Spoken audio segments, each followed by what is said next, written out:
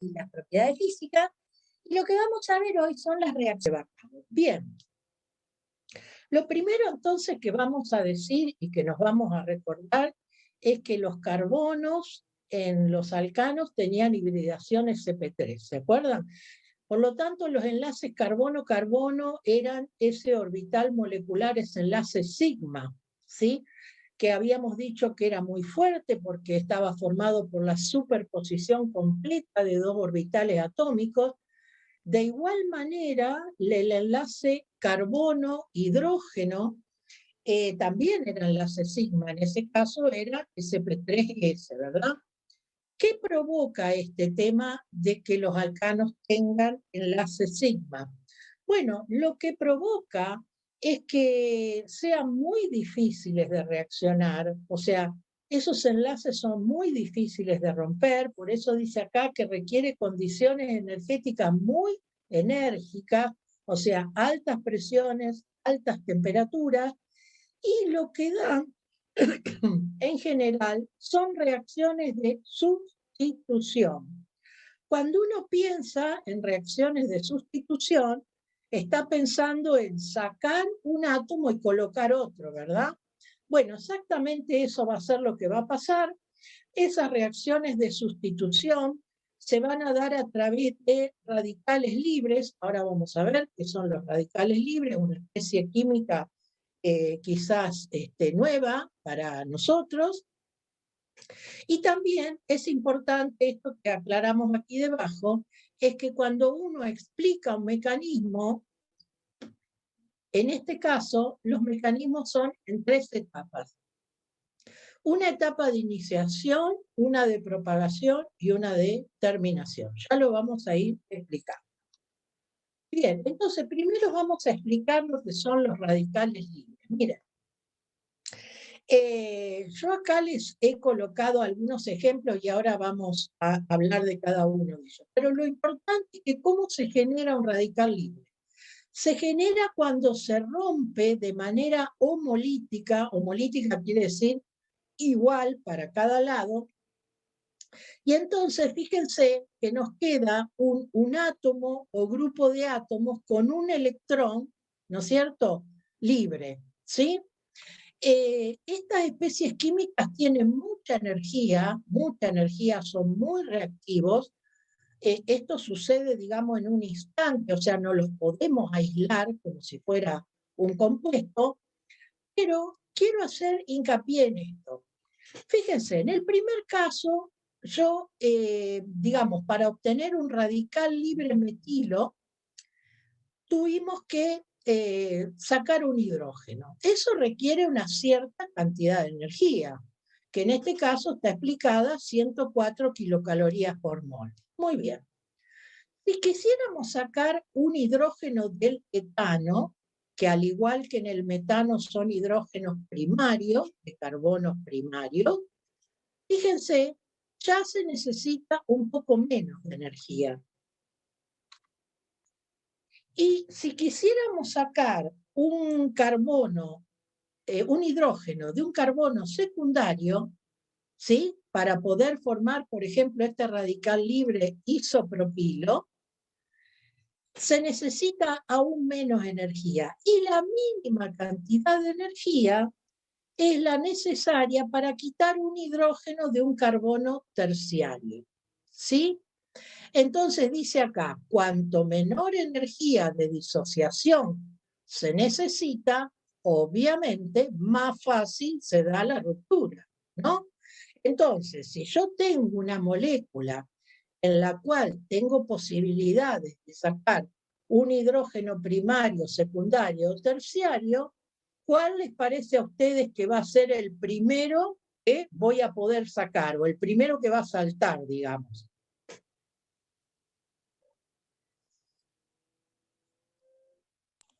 El terciario. El terciario, claro, exactamente, porque vos vas aumentando la cantidad de energía para generar esa disociación, esa ruptura del enlace, y vos fíjate que ya cuando lograste 91 kilocalorías por mol, ya el terciario salta.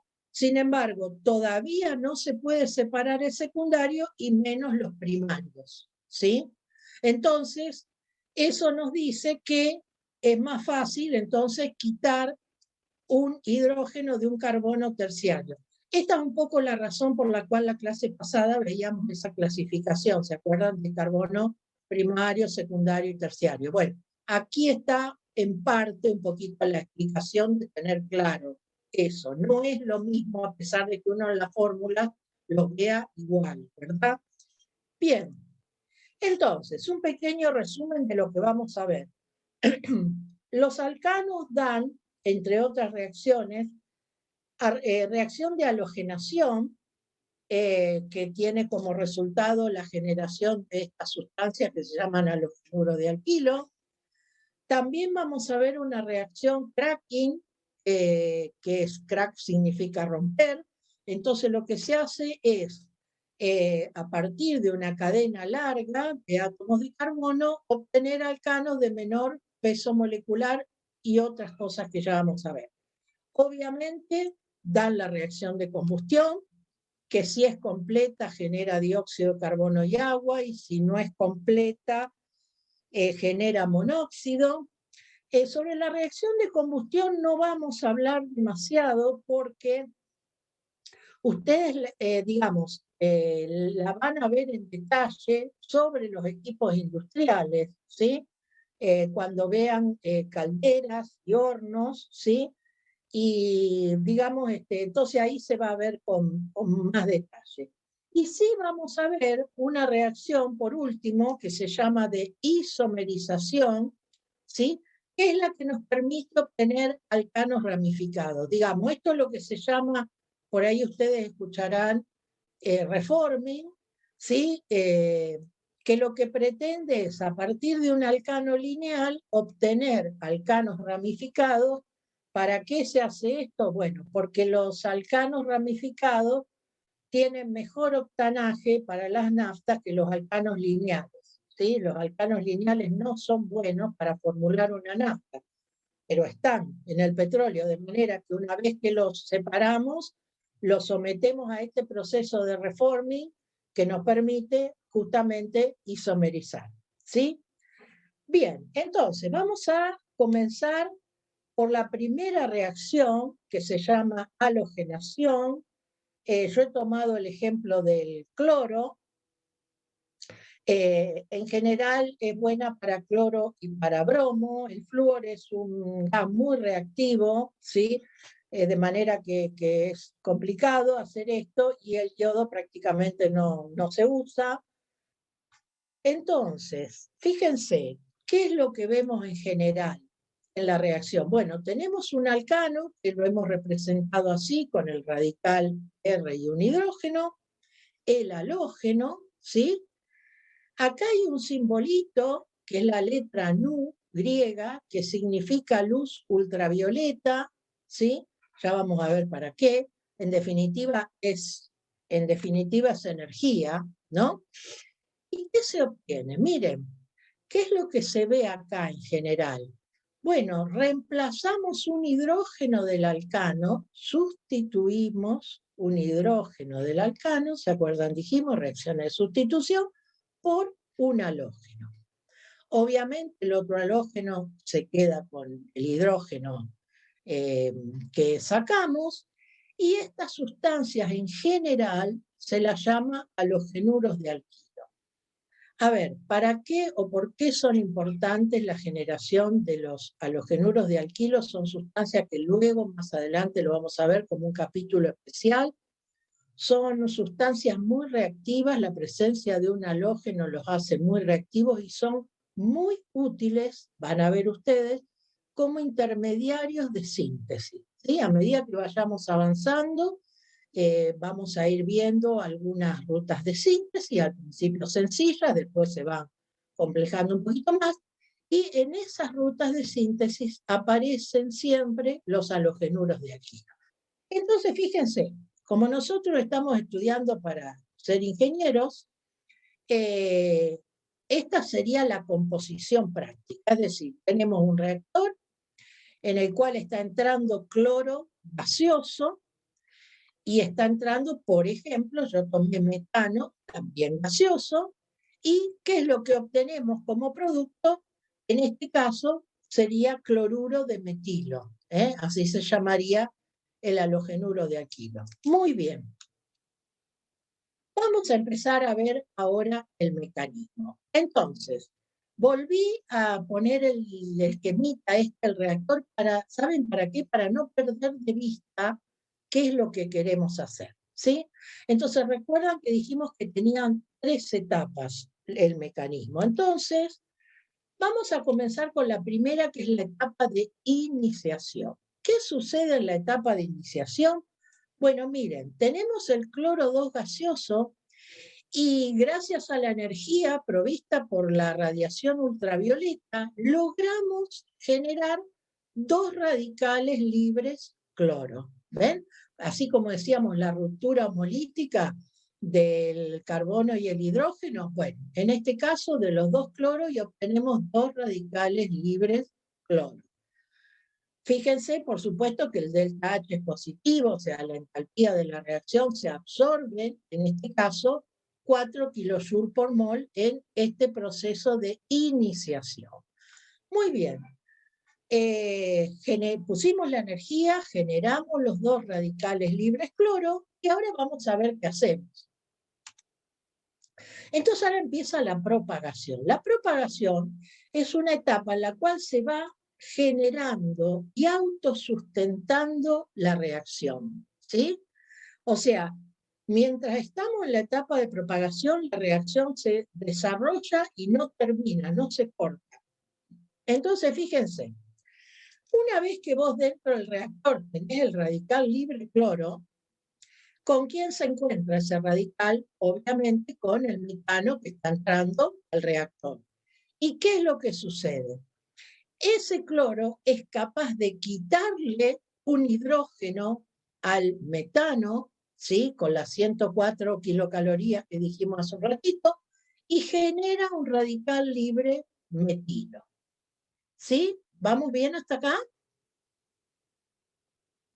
Sí. Bueno, muy bien. ¿Qué pasa? Vos tenés ahora radical libre, vos fíjate, adentro del reactor, ¿qué tenés? Tenés cloruro de hidrógeno que se va a escapar como un gas, digamos, va a salir. Tenés acá adentro un radical libre metilo. ¿Y con quién se encuentra ese radical libre metilo? Bueno, fíjate vos, se va a encontrar con más cloro gaseoso que está entrando al reactor. Y entonces, ¿qué sucede? Mirá, ese radical libre metilo es capaz de sacar un cloro, o sea, de disociar la molécula de cloro 2, forma el cloruro de metilo y deja libre un radical libre cloro. En este proceso, o sea, cuando ya se formó el cloruro de metilo, se libera, ahora vamos a ver el diagramita de energía, se liberan 104 kilojoule por mol, o sea que la energía necesaria para generar los radicales libres, fíjense que se recupera. Muy bien. Y se acuerdan que les dije recién, en la etapa de propagación, la reacción se tiene que autosustentar.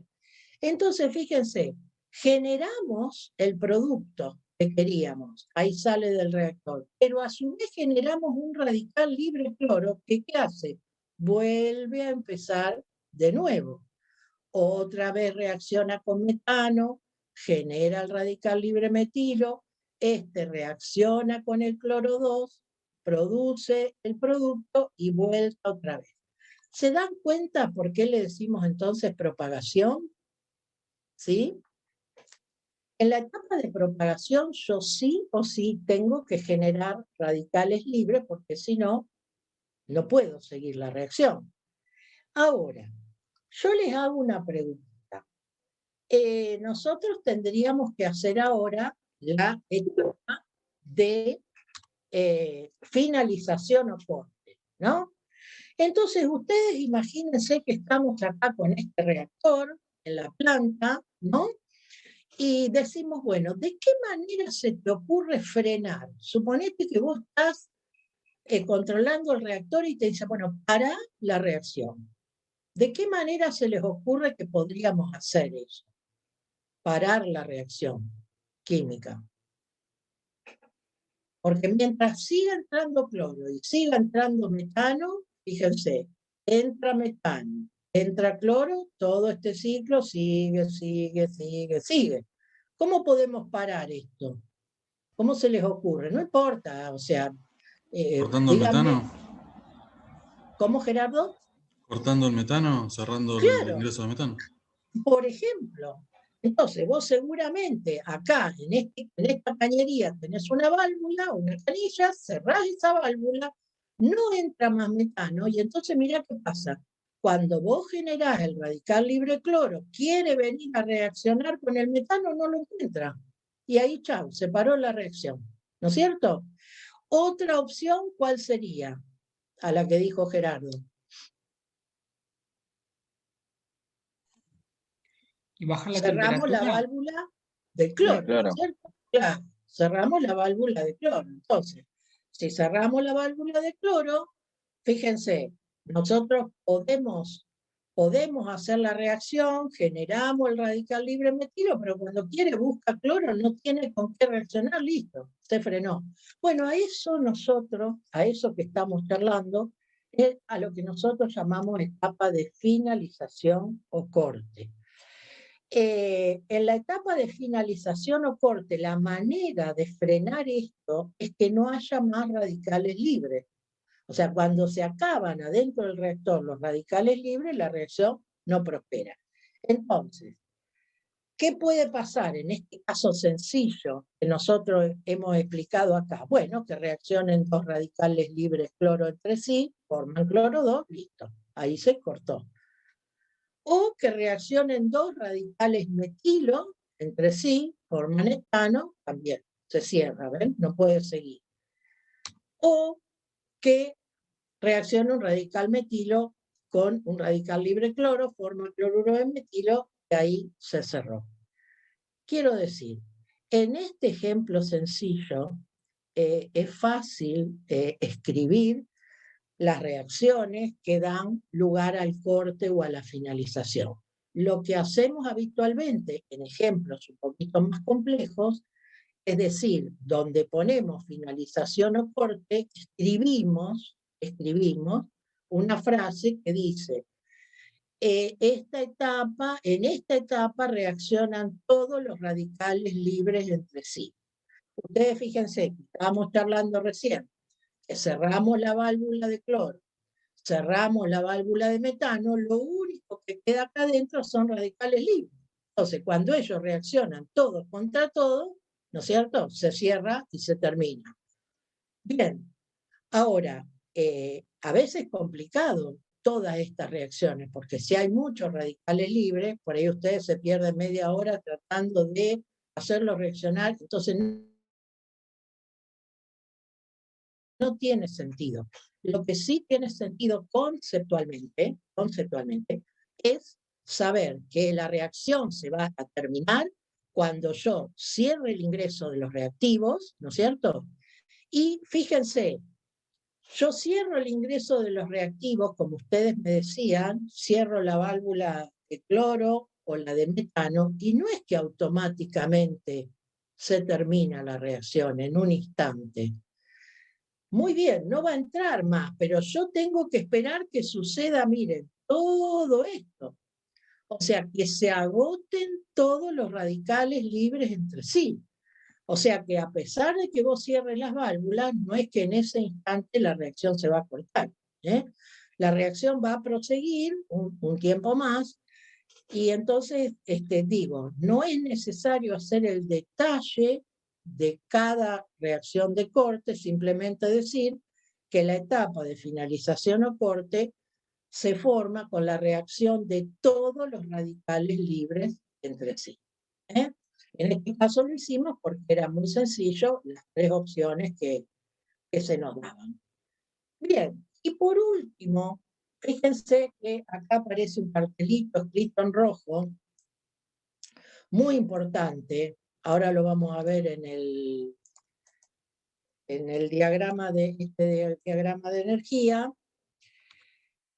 dice la etapa controlante. ¿Cuál es la etapa controlante de todo este mecanismo?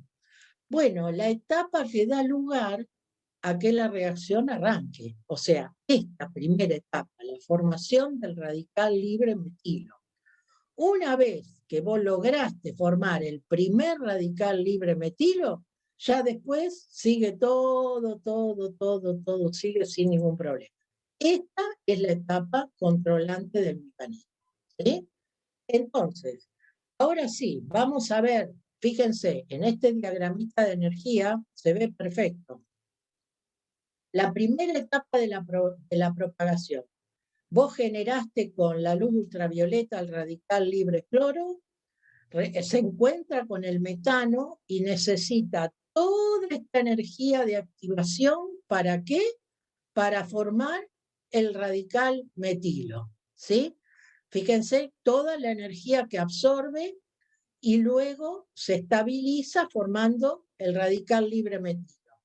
Por último, este radical libre metilo reacciona en la segunda etapa con el cloro 2, fíjense que está acá escrita en rojo, y entonces termina formando el cloruro de metilo, generando otro radical libre cloro, que vuelve a empezar otra vez. Y acá está perfectamente indicado, entonces, el delta H de la reacción, o sea, la reacción finalmente libera energía, resulta exotérmica. ¿Sí? ¿Se entiende este grafiquito de energía? ¿Lo han visto en química general? Cuéntenme.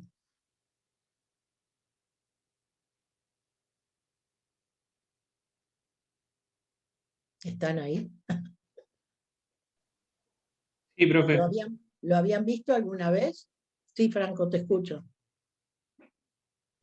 Sí, la energía de activación. Claro, muy bien. Bueno, o sea que lo entienden bien. Ustedes disculpen que yo a cada rato les pregunto si entienden la verdad, créanme, yo tengo muchos años en esto, pero es muy difícil dar clases sin verles las caras, entonces no sé si me entienden, si no me entienden, así que yo les voy a ir preguntando y además me gusta que ustedes también participen, porque si no es como medio aburrido, un monólogo. Bueno, muy bien. Entonces, vimos el primer mecanismo, vimos las tres etapas, cuál es la etapa controlante, qué hace falta para que el mecanismo se sostenga, en este caso generar radicales libres, ¿sí? No, insisto con esto porque muchas veces ustedes van a tener en el trabajo práctico para hacer ejemplos un poquito más complejos que el de metano, pero el mecanismo es el mismo. Y entonces empiezan a querer hacer reacción en la propagación. No hay que confundirse. Acá lo único que hay que tener en la cabeza es este esquemita del reactor, o sea, quién va a reaccionar y qué es lo que yo quiero obtener. ¿Sí?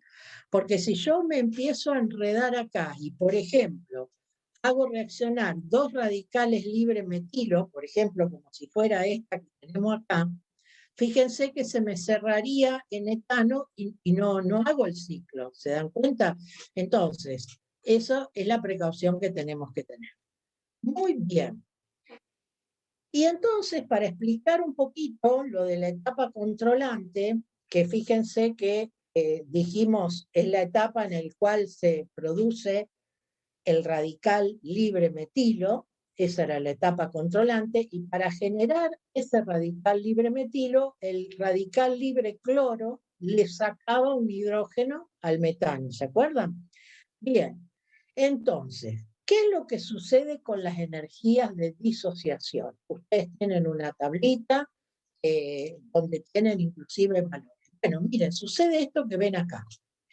La energía para disociar un hidrógeno de un carbono primario es mucho mayor que la que vos necesitás para un hidrógeno secundario y mayor si querés sacar un hidrógeno terciario. Esto lo vimos en la primera tablita, ¿no? Entonces, de acuerdo a esto, concluimos que es mucho más fácil sacar un hidrógeno de un carbono terciario que de un carbono secundario que de un carbono primario. Eso lo vamos a tener en cuenta cuando veamos algunos ejemplos un poquito más complejos que el metano. El metano es un compuesto muy sencillo, solamente tiene hidrógeno primario. Ahora, fíjense, resulta que las reacciones químicas, por suerte en algún punto, en la realidad, no son tan lindas como nosotros las escribimos en el papel, sino que tienen algunos componentes más complejos. Y por ejemplo, en este caso, miren lo que sucede. ¿Recuerdan ese reactorcito que yo les dibujé recién? Bueno, lo que sucede en la realidad es que hay tanta presencia o exceso de halógeno que es muy difícil frenar el mecanismo en la monocloración. La monocloración sería este primer paso, o sea, generar cloruro de metilo, un solo cloro. ¿Qué es lo que sucede en la realidad? Bueno, en la realidad el metano se halogena, en este caso se clora totalmente, ¿no? Entonces, bueno, es difícil, o sea, si vos querés generar cloruro de metilo, digamos que este método no es el mejor, ¿no? Pero sí es muy bueno para explicar lo difícil que son los alcanos en sus reacciones químicas. Fíjense que hay que poner mucha energía para arrancar la reacción. Ahora, bueno, la realidad es que una vez que se arranca, y entonces, fíjense, yo les puse acá algunas nomenclaturas, pero después las vamos a volver a ver. Cuando vos tenés un solo cloro sustituido, cloruro de metilo. Si tenés dos cloros, dicloruro de metilo, o mejor conocido como diclorometano. Tricloruro de metilo o triclorometano. Y por último, el famoso y a veces conocido como tetracloruro de carbono, que es un líquido que se utiliza mucho como solvente, ¿no es cierto?, en el laboratorio. Bien, avancemos un poquito más con la próxima reacción. La próxima reacción tiene que ver con el cracking, este proceso que se lleva a cabo a altas temperaturas y que tiene por finalidad romper una cadena larga de un alcano lineal, ¿sí? Y de esta forma, una vez que vos lográs romper, ¿qué podés obtener del cracking? Bueno, lo que tenés detallado acá. Podés obtener alcanos de menor peso molecular, alquenos, o sea, van a empezar a aparecer compuestos con doble enlace, carbono-carbono, y además se genera hidrógeno, ¿sí? Entonces, vamos a ver el mecanismo del cracking. También es por radicales libres, o sea que algo les va a resultar familiar de lo que vimos hace un ratito. Muy bien, por lo tanto, como es un mecanismo por radicales libres, también tiene iniciación, propagación y terminación, ¿sí?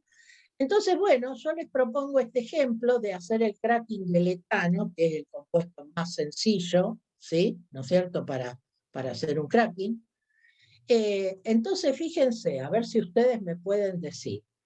Dijimos que del cracking obtenés alcanos de menor peso molecular.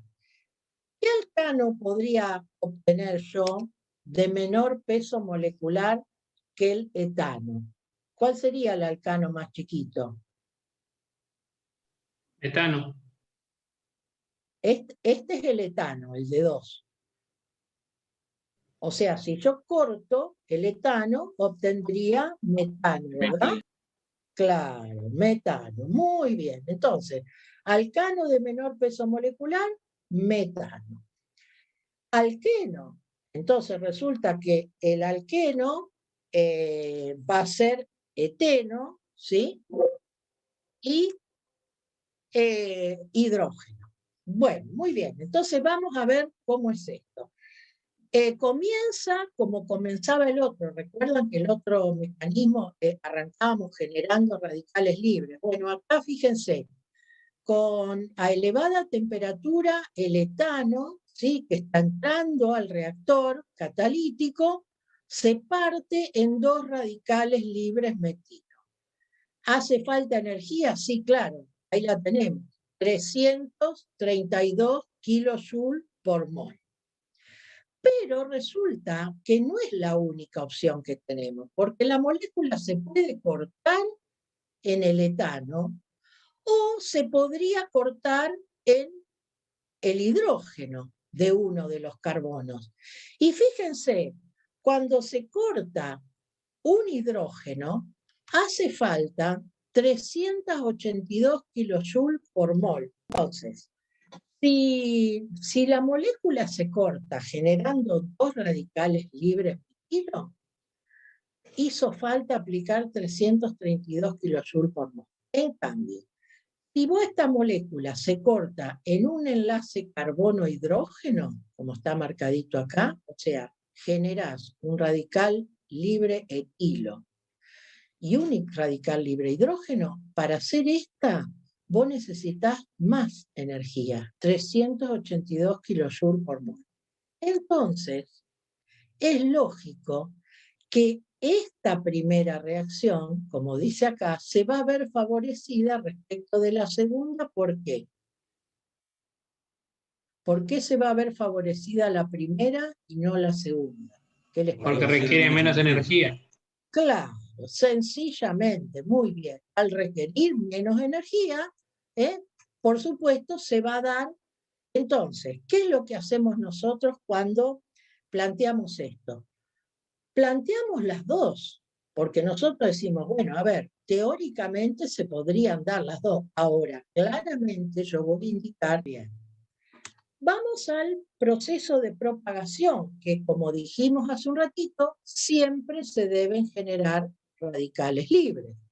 Entonces, a ver, ¿qué es lo que va a pasar? Pensemos qué es lo que sucede. Ahora tenemos etano adentro del reactor. El etano se cortó de manera homolítica en 2 radicales metilo. Quiere decir que ese radical metilo que generamos en la iniciación se encuentra con etano, que sigue entrando.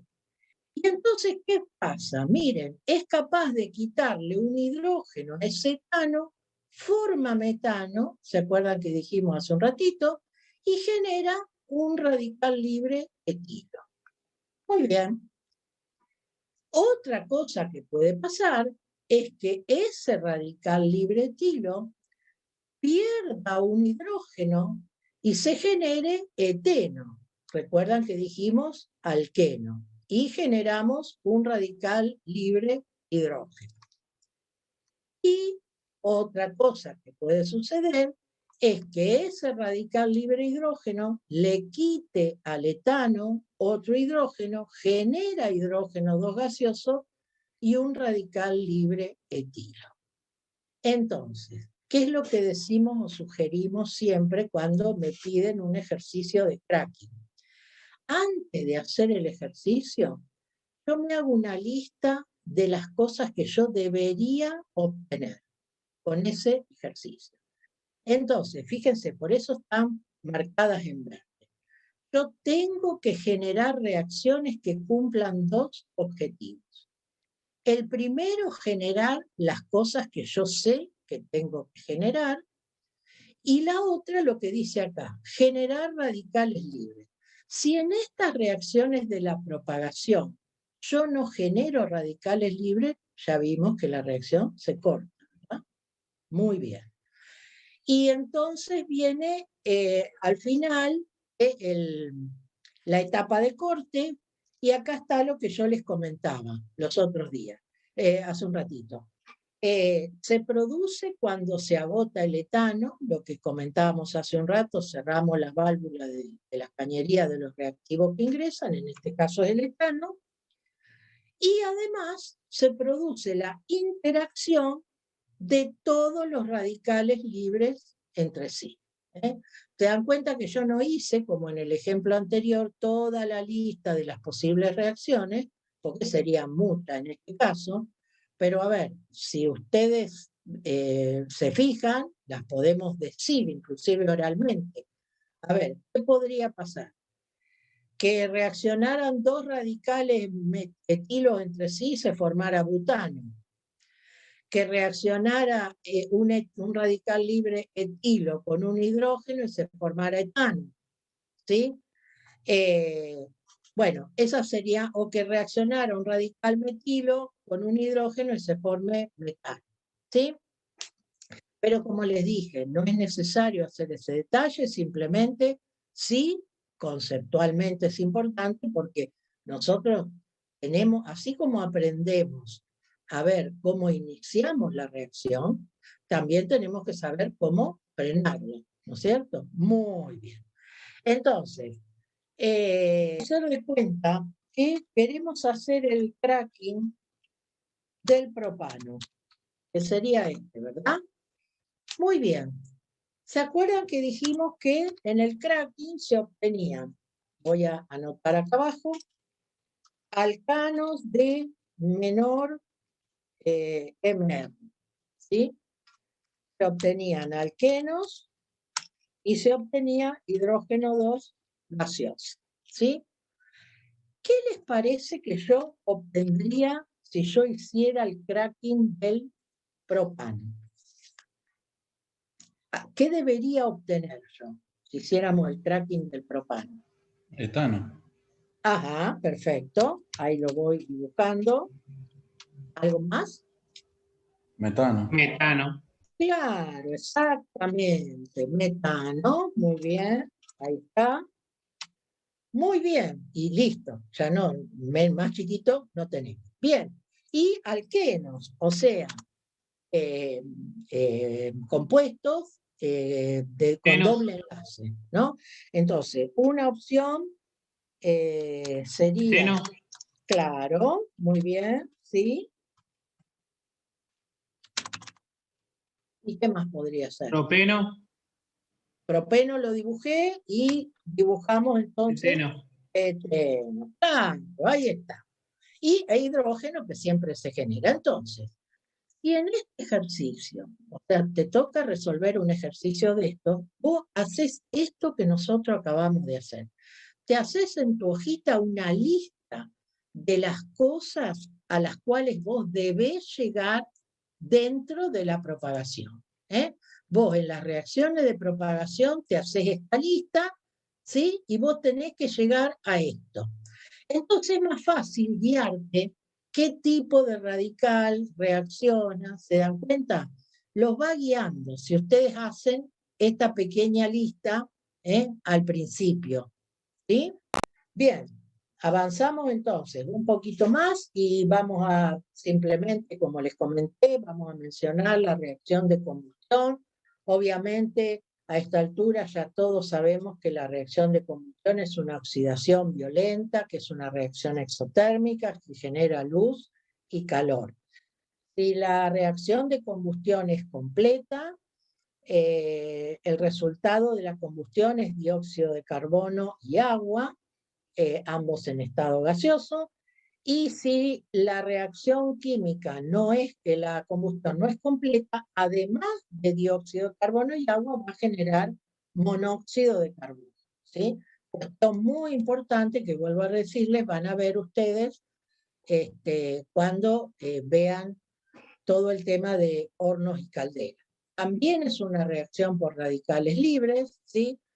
Fíjense, yo acá les he puesto ¿qué pasa cuando se produce la combustión del metano? ¿Sí? La combustión completa. Se genera dióxido de carbono y agua y se liberan 768 kilojoules por mol. Si haces la combustión del etano, también completa, se liberan 1.365 kilojoules por mol. Y más o menos nosotros estimamos, cuando tenemos que hacer algún cálculo rápido y no tenemos la tabla de poder calorífico, más o menos unos 600 kilojoules por mol por cada grupo metileno, o sea, por cada grupo de estos de CH2 que vos le agregás al hidrocarburo.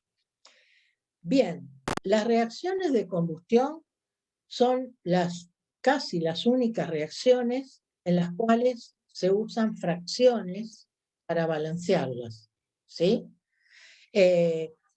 dado que el oxígeno es una molécula biatómica, cuando vos necesitas una cantidad impar, como en este caso, fíjense, 2 por 2, 4 y 3, 7, ¿sí? Se ponen 7 medios de oxígeno 2.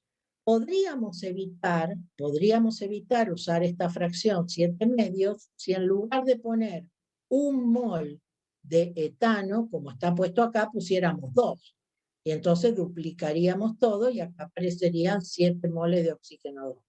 ¿Por qué no se hace eso? Porque en general los cálculos de los gases de combustión, del requerimiento de oxígeno, se hace por mol de combustible o por kilo de combustible, o sea, por unidad de combustible, ¿sí? Entonces ustedes van a ver que en las reacciones de combustión aparecen fracciones, ¿sí?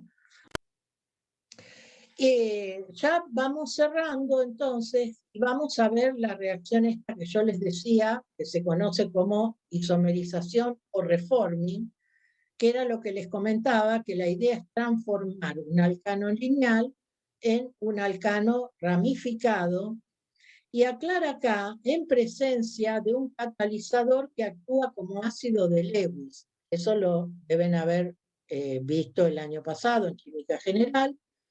Los ácidos de Lewis son las sustancias capaces de aceptar un par de electrones de otra sustancia que actúa como base de Lewis, ¿no es cierto? Muy bien. O sea que necesitamos ese catalizador, que en este caso va a ser cloruro de aluminio. Y para poder comenzar, ahora vamos a ver el mecanismo, para poder comenzar necesitamos una pequeña cantidad de un derivado halogenado del alcano que vamos a usar. Ahora lo vamos a ver como ejemplo. Pero algo importante. Recuerdan los dos mecanismos anteriores por radicales libres. En este caso, no se va a llevar a cabo por radicales libres, sino se va a llevar a cabo a través de la formación de un carbocatión. Un carbocatión es un ion carbonio, le decimos nosotros también por carbocatión o ion carbonio positivo, es decir, un ion que en un átomo de carbono hay una carga positiva. Tiene un déficit de electrones y se genera ahí una carga positiva. Bien, veamos el mecanismo para ir viendo cómo es de diferente. Bueno, acá presentamos la primera parte de la reacción. Entonces, tenemos el derivado halogenado. ¿Recuerda? Por ejemplo, en este caso sería cloruro de butilo. ¿Sí? Tenemos el ácido de Lewis que actúa como catalizador.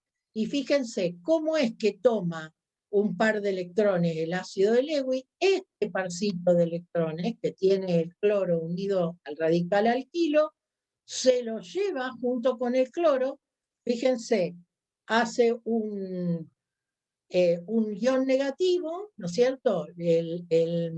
Y genera justamente el carbocatión. El carbocatión positivo, ¿ven? La carguita roja positiva en el carbono 1, en este caso, ¿no? En un carbono primario. Nosotros llamamos a esto ion N-butilcarbonio. ¿Sí? Muy bien. Una vez que tenemos el ion carbonio generado en un carbono primario, seguimos. Y entonces dice, el ion carbonio primario puede sustraer un hidrógeno del butano lineal y así forma un ion carbonio secundario más estable. Miren cómo es esto. Está entrando al reactor del reforming el alcano lineal, es decir, el butano lineal, ¿sí? Teníamos ya generado dentro del reactor el ion carbonio primario, ¿y qué es lo que pasó? Este ion carbonio primario le sacó un hidrógeno secundario perdón, no sé por qué esto se avanza solo, pero bueno. Fíjense, este ion carbonio primario le sacó un hidrógeno secundario y generó un ion carbonio secundario. ¿Por qué les parece que habrá pasado esto? Acordándonos de hace un ratito de las energías de disociación diferentes para carbono primario, secundario y terciario. ¿Qué les parece que habrá pasado? O sea, ¿por qué sucede esto? Bueno, sucede que digamos, este ion carbonio positivo, por supuesto, no es una especie química estable y necesita un hidrógeno con un par de electrones para eliminar esta carga positiva que tiene acá. Tiene dos opciones para sacar hidrógenos del butano. O le saca un hidrógeno de los dos carbonos de la punta, que son primarios, o le saca un hidrógeno de los dos carbonos del medio. Como dijimos hace un ratito, son más fáciles de quitar los hidrógenos secundarios, por eso le saca un hidrógeno secundario, ¿sí? Y forma este ion carbonio secundario. Resulta que este ion carbonio secundario genera lo que nosotros llamamos, que lo van a escuchar varias veces, una transposición molecular. Mire qué es lo que pasa. Este grupo metilo de la punta se transfiere al carbono que tiene la carga positiva, o sea, al ion carbonio secundario, y forma este ion carbonio terciario, que es el más estable de todos, ¿sí? El ion carbonio terciario es el más estable de todos. Entonces, una vez que tenemos el ion carbonio terciario, se sigue encontrando con butano lineal, que sigue entrando al reactor. ¿Qué hace? Le quita un hidrógeno. Otra vez, fíjense, acá tenemos la opción de sacar un hidrógeno de las puntas o del medio. Le saca uno del medio, que ya sabemos que requiere menos energía, forma el isobutano, acá está el isómero, pero ¿qué es lo importante? Generó el ion carbonio secundario que vuelve otra vez a empezar el ciclo, ¿sí? Entonces, otra vez este ion carbonio produce la transposición molecular, genera el ion terciario, otra vez reacciona con el butano, genera el isómero y vuelve a empezar. ¿Se dan cuenta? Entonces, repasando un poquito la diferencia, fíjense, acá no estamos hablando de las tres etapas, iniciación, propagación y terminación, pero si uno lo ve, están casi, ¿no? Porque fíjense, para iniciar todo esto necesitamos un halogenuro de alquilo que actúa como base del EWI y el catalizador cloruro de aluminio, que es el ácido eléctrico. Eso nos permite a nosotros generar el carbocatión primario, que está en la primera reacción, y ese es el puntapié inicial para empezar. Así como cuando hicimos la halogenación, el puntapié inicial era tener el radical libre cloro, ¿se acuerdan? Por la luz ultravioleta. Bueno, acá es este paso. Una vez que nosotros fuimos capaces, con esa pequeña cantidad de alcano halogenado y el cloruro de aluminio, de generar ese ion primario, bien, fíjense, empieza a entrar butano al reactor. Entonces, el ion primario, obviamente, lo único que encuentra para reaccionar es el butano, le quita un hidrógeno secundario. Si yo hiciera una pregunta de parcial, ¿por qué sale primero un hidrógeno secundario y no uno primario? La respuesta sería, bueno, porque la energía de disociación de enlace de un hidrógeno secundario es menor que la de un hidrógeno primario, ¿no es cierto? Muy bien. Se forma el ion carbonio secundario, se produce una transposición molecular. Esto sucede sin que yo lo pueda controlar. O sea, como es muchísimo más estable el carbocatión terciario, esto sucede aunque vos no quieras. Entonces, se genera, ojo, esto sucede, digamos, siempre que se pueda, ¿no es cierto? Hay moléculas, por más que se hagan transposiciones, no hay opción de generar un carbocatión terciario, entonces, pero siempre que se pueda, sola la molécula se acomoda, genera el carbocatión o ion carbono terciario, que por supuesto el único reactivo que tiene para reaccionar dentro del reactor es el N-butano, ¿no es cierto? Y entonces forma el isómero, genera otra vez un radical libre, ¿sí? Y vuelve a empezar. Entonces, así como hablamos un poquito hoy al principio de los radicales libres, vamos a hablar también un poquito de los iones carbonio, que son esta especie química novedosa para nosotros, ¿sí? Ya vimos que el ion carbonio se forma cuando uno de los átomos de carbono soporta sobre él una carga positiva. Y también les comenté que los iones carbonio terciarios son los más estables. Bueno, miren, ahora explicamos esto que está entre paréntesis. A ver, este primero es un ion carbonio terciario, fíjense que está unido a 3 carbonos, ¿no? 3 radicales que pueden ser iguales o diferentes. Acá tenemos un ion carbonio secundario, porque el carbono está unido a 2 carbonos. Acá tenemos un ion carbonio primario, y acá el último es el ion carbonio de metilo, ¿no? Bien, ¿por qué decimos que los terciarios son más estables? Bueno, miren, esta especie química tiene una carga positiva sobre el carbono. Cualquier cosa que yo le agregue a este carbono que lo ayude a dispersar esa carga positiva, como alivianarle la carga positiva, eso lo va a hacer más estable. Entonces, resulta que los grupos R, alquilo, metilo, etilo, lo que sea, son dadores de electrones, ¿sí? Por efecto inductivo. Esto lo vamos a ver un poquito mejor más adelante, pero quiero decir, cuando decimos dadores de electrones, no es que le pasan, estoy hablando de este parcito de electrones, ¿sí? Que ustedes ven acá en la unión del R con el carbono rojo. Bueno, el R es como que le acerca esa densidad electrónica negativa al carbono. Eso lo ayuda al carbono a dispersar su carga positiva. Entonces, cuanto más R tenga ese carbono rojo positivo, más estable va a ser.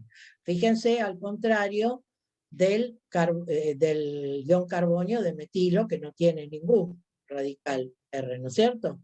Entonces, esa es la razón por la cual los iones carbonio terciarios son más estables que los secundarios, estos más estables que los primarios, bueno, y los menos estables los iones carbonio de metilo. Bien, para ir terminando nuestra clase, recuerdan que les comenté que íbamos a ver algunos métodos de síntesis, ¿sí? Y ya estuvimos comentando exactamente que la fuente natural de alcanos es la destilación del petróleo, pero como yo les comentaba, muchas veces uno necesita alguna molécula en especial, en alguna síntesis, entonces, bueno, podemos sintetizar en el laboratorio alcanos. Hoy vamos a ver estos dos métodos de síntesis. El primero es la hidrólisis de los reactivos de Grignard, que vamos a explicar primero qué son los reactivos de Grignard, muy importantes en la síntesis orgánica, ¿sí? Dado que participan en muchas rutas de síntesis. Y por último, la síntesis de Wurtz, que es una reacción, digamos, bastante sencilla que permite obtener pero una cierta clase de alcano, no cualquiera. Bien. Arranquemos explicando entonces qué son los famosos reactivos de Grignard. Bueno, fíjense, nosotros le decimos que son halogenuros de alquil magnesio. ¿Cómo se obtienen? Vos tenés que partir de un halogenuro de alquilo, por ejemplo, en este caso, cloruro de metilo. se lo hace reaccionar con magnesio metálico en presencia de éter como solvente, y se obtiene esta sustancia que ustedes ven acá, que se llama cloruro de metilmagnesio, que es una sustancia altamente polar. Miremos por qué. Primero tenemos acá el halógeno con una alta carga negativa, digamos, ¿no? Y por otro lado, el alquilo y el magnesio con una densidad de carga positiva que genera sobre el átomo de carbono una densidad de carga negativa. Estas moléculas son muy importantes en la síntesis orgánica justamente por la polaridad que tienen, ¿sí? Es decir, si yo veo esta parte de la molécula, el magnesio se podría unir a cualquier zona de densidad negativa de otra molécula, ¿verdad? ¿Sí? Muy bien. Entonces, eso los hace muy reactivos y los vamos a volver a ver en otros métodos próximamente. Entonces, ¿qué es un reactivo de Grignard? Es un halogenuro de alquil magnesio. Depende del alquilo que vos pongas acá, ¿sí? Vas a tener un compuesto de Grignard diferente. Suponete que vos tenés cloruro de etilo con 2 carbonos. Bueno, acá tendrás cloruro de etil magnesio, ¿sí? Muy bien, ¿cómo se usan en este caso estos reactivos de Grignard? Bien, vamos a ver primero en general. Entonces, fíjate, ¿te acordás recién? Halogenuro de alquilo, con un R cualquiera, magnesio metálico en presencia de éter, genero el reactivo de Grignard, halogenuro de alquil magnesio. Si se produce la hidrólisis de ese reactivo de Grignard, es decir, reaccionando con agua, fíjense lo que sucede. El agua, digamos, el protón del agua se une al grupo alquilo, genera el alcano, y como subproducto obtenemos un halogenuro básico de magnesio. Piensen que el cloruro tiene carga negativa, el oxidrilo tiene carga negativa, el magnesio tiene valencia 2 positiva, halogenuro básico de magnesio. Entonces, si yo tengo cloruro de isopropilo, lo hacemos reaccionar con magnesio en presencia de éter, fíjense cómo se llama este Grignard. Cloruro de isopropil magnesio. Cloruro de isopropil magnesio. La hidrólisis, ¿qué es lo que hace? Quita el reactivo de Grignard, ¿no es cierto? Y me genera, en este caso, propano. Pero, ¿qué pasa si yo hago la misma reacción? En vez de usar cloruro de isopropilo, uso cloruro de N-propilo. Fíjense, el cloro está tomado ahora de un carbono primario, ¿no? Bueno, formaría otro reactivo de Grignard, cloruro de N-propil magnesio, pero cuya hidrólisis me vuelve a dar el propano. Entonces, ¿cuál es la conclusión?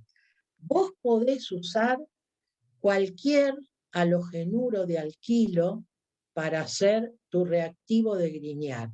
Ahora, ¿de qué depende el alcano que vos vas a obtener? ¿De qué depende? Del esqueleto R verde de tu halogenuro de alquilo. ¿Se dan cuenta? Entonces, fíjense, yo tenía 2 halogenuros de alquilo diferentes, pero terminamos en el mismo alcano, ¿sí? Obviamente, cuanto más larga sea la cadena de átomos de carbono del cloruro de alquilo, más opciones vamos a tener para llegar siempre al mismo alcano, ¿cierto? Muy bien. Y por último, lo que les comentaba de la síntesis de Wurtz, les dije hace un ratito que no servía para cualquier tipo de alcano, sino que nos va a servir para obtener alcanos simétricos, ¿sí? Entonces, en general, la reacción implica 2 moles del halogenuro de alquilo que se hacen reaccionar con sodio metálico en una reacción parecida a la de los reactivos de Grignard, y ahí obtenemos el alcano y halogenuro de sodio. Entonces, fíjense, si yo uso cloruro de etilo, lo que voy a obtener es butano, o sea, replicada 2 veces la parte del radical alquilo. ¿Sí? Bueno, vamos ahora al ejercicio 1, que es de la parte de síntesis. Nos dice, ¿qué alcano espera obtener por la acción del agua sobre el cloruro de N-propilmagnesio? Es de las reacciones que vimos recién.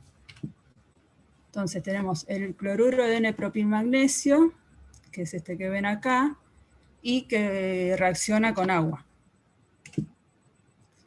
Y como vimos en la clase, vamos a obtener el N-propano, ya que el magnesio y el cloro están en el carbono terminal, y el halogenuro básico de magnesio. El ejercicio 3 nos dice cuántos bromuros de alquilo diferentes pueden dar los siguientes compuestos por conversión de un reactivo de Grignard. Y vamos a hacer el ejemplo C, donde tenemos 2,3-dimetilbutano. Como la clase anterior, para dibujarlo, primero se dibujan 4 carbonos que corresponden al butano, y después posicionamos en el carbono 2 y en el carbono 3 2 metilos. Y podemos ver que dónde podría reaccionar. Vamos a ver que puede ser en el carbono 1 y en el carbono 2, o sea que podríamos obtener 2 compuestos de reactivo de Grignard, y no podríamos obtener más porque esta cadena carbonada es simétrica. No sé si lo ven. ¿Se entiende, chicos, lo que les estamos explicando? O sea, fíjense, es tan simétrica esta molécula que cualquiera de los CH3 es idéntico, es equivalente. O sea, no tiene sentido elegir uno u otro porque son todos exactamente iguales, al igual que los 2 carbonos terciarios, ¿sí? También son equivalentes. Entonces, ¿cuántas opciones tenemos para llegar al 2,3-dimetilbutano con un cloruro de alquilo y el reactivo de Grignard? Bueno, 2 opciones.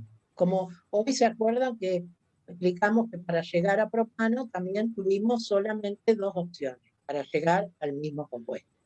Bien. Vamos a ver también el ejercicio 8, que ya es de reacciones.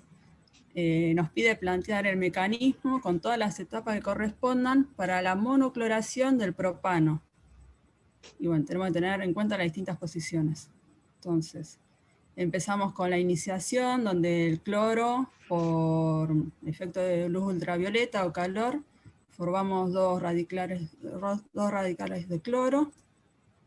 Luego viene la etapa de propagación, donde el radical cloro va a reaccionar con el propano, y vamos a tener como resultado dos radicales distintos de propilo y el ácido clorhídrico, debido a que el radical cloro desplaza un hidrógeno para producir el ácido clorhídrico. Este paso, vamos a ver que es el paso controlante para la reacción, y se va a formar también con el radical N-propilo más cloro gaseoso, un compuesto que es el 1-cloropropano más cloro en forma libre, Y para el isopropilo también va a reaccionar con cloro y vamos a obtener 2-cloropropano. Y el radical cloro libre que va a volver a reaccionar con propano. Y por último, tenemos la tercera etapa, que es la terminación, donde los radicales cloro van a reaccionar entre sí, forman cloro 2, y después todos los radicales libres que encontramos van a reaccionar entre ellos y combinándose. Bien, Mari, volvé un poquito una plaquita para atrás. Y entonces les quería comentar esto que dice acá. Fíjense, el radical libre cloro, en este ejemplo, tiene dos opciones, que muy bien las indicó Marina acá. O le saca un hidrógeno primario al propano y entonces se da la reacción de arriba, o le saca un hidrógeno secundario al propano y se da la reacción de abajo. Este paso es el controlante, todo el paso, digamos. Ahora, yo les pregunto, de lo que charlamos en la clase, ¿cuál de estas dos reacciones que Marina nos marcó y que nosotros debemos escribir, estas opciones, a cuál de ellas ustedes le pondrían mayor prioridad? ¿A la de arriba o a la de abajo? El carbono secundario. Muy bien, exactamente, a la de abajo. Entonces, nosotros tenemos que hacer esto como está escrito acá. O sea, vos escribís todas las opciones que podés. Ahora, una vez que las escribiste, vos le ponés a esta, ahí al ladito donde dice paso controlante, le escribís producto con mayor prioridad. ¿Eso qué quiere decir? Que el mayor porcentaje de producto clorado que vos vas a obtener es el 2-cloropropano, lo cual no quiere decir que no generes algo del 1-cloropropano, pero la mayoría del compuesto de reacción va a ser el 2-cloropropano. Perfecto, seguimos. El ejercicio 9 nos pregunta qué paso controla la reacción del punto anterior y por qué, y es lo que marcamos anteriormente, que es esta la reacción del paso que controla la reacción, y es la formación del radical libre alquilo en la propagación, y se trata de un paso de alta energía de activación. Bien. En el ejercicio 17 nos pide proponer un mecanismo para el craqueo del propano, indicando las etapas de iniciación y propagación posibles. Entonces, empezamos con la iniciación del propano, donde vamos a generar un radical propilo, N-propilo y hidrógeno libre, un radical isopropilo más el hidrógeno libre, y también un radical etilo y metilo. En la propagación vamos a ver todas las reacciones que van a suceder. Un primer ejemplo es el propano con el radical libre hidrógeno. Se forma hidrógeno gaseoso, el isopropilo. También puede reaccionar el radical metilo con propano, se va a formar metano con el isopropilo.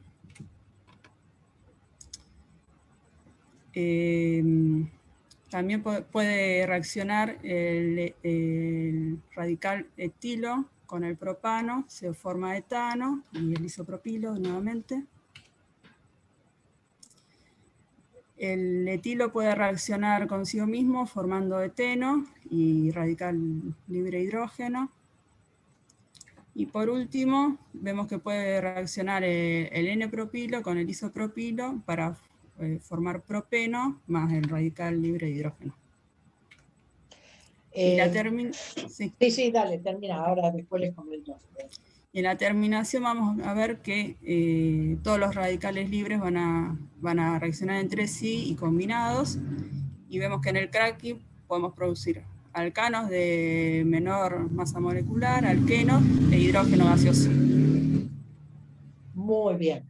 Volvemos un poquito para atrás en la plaquita de la propagación. Fíjense el detalle que Marina, cuando reacciona en la segunda, en cualquiera, en la primera, la segunda o la tercera reacción, que se genera hidrógeno, metano y etano, ¿qué subproducto se genera? Bueno, la realidad es que todos esos radicales le han sacado un hidrógeno al propano, que es el que estamos queriendo hacerle el cracking. Ahora, ¿le sacó cualquier hidrógeno? No, siempre le sacó un hidrógeno secundario, que requiere mucha menos energía que un primario. Eso quería que observaran. Fíjense que en los tres casos lo que se obtiene como radical es el radical libre isopropilo, ¿no? Y en la última, en la cual se produce propeno, lo que estamos queriendo indicar es que tanto el radical N-propilo, del cual se va a producir poco, y del isopropilo, del cual se produce mucho, como vemos, cualquiera de los dos puede dar la reacción del alqueno y liberar un radical libre hidrógeno para que luego en el corte de hidrógeno 2, ¿no es cierto? Muy bien, perfecto. Ahora vamos a ver un ejemplo de isomerización, que es el de ejercicio número 18. Nos pide desarrollar el mecanismo para la isomerización del N-pentano y debemos indicar el reactivo iniciador, nombre de los productos obtenidos, en qué situación la reacción concluye y a qué etapa se denomina transposición molecular. El punto A, el reactivo iniciador, es el ácido de Lewis, que reacciona con el halogeno de alquilo y produce un ion carbonio, que es en realidad el definitivo iniciador. Y acá ven el ejemplo.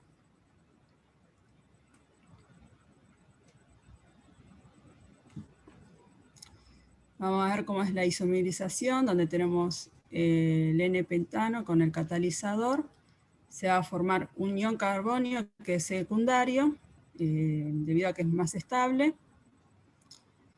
Luego va este ion carbonio secundario, para ser mucho más estable, el metilo más lejano se migra hacia la carga positiva y ocurre la transposición y se forma el ion carbonio terciario, que se trata de, en este caso, del isopentilo. Quedó mal la animación. Y este isopentilo va a reaccionar con N-pentano. Tenemos que pensar que tenemos todo en un reactor, todo junto, y se va a formar un isopentano y a su vez se va a formar un ion carbonio secundario que va a volver para comenzar la reacción de nuevo.